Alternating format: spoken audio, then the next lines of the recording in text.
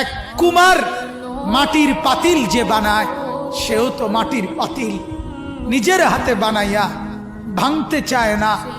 9 মাস আমি নিজের হাতে মায়ের পেটে রেখে আমি যারে বানাইছি, আমি নাক লাগাইছি, চোখ লাগাইছি, 1 দিন 2 দিন না, 9 মাস আমি যারে বানাইলাম, আমার হাতে গড়লাম, আমার হাতে সাজাইলাম, আজ তাকে আমি কেমনে ধ্বংস করে দেই, কেমনে ধ্বংস।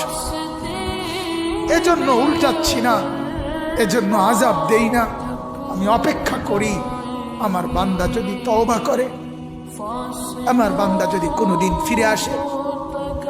আল্লাহ তাআলা বলে, আমার বান্দা তুমি যদি ফিরে আসো, আমি 90 বছরের গুনাহ একসাথে মাফ করে দেব।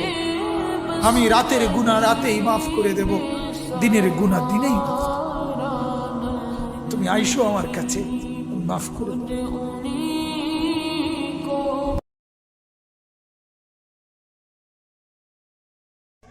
ভিডিওটা কেমন হলো কমেন্টে জানিয়ে দিবেন।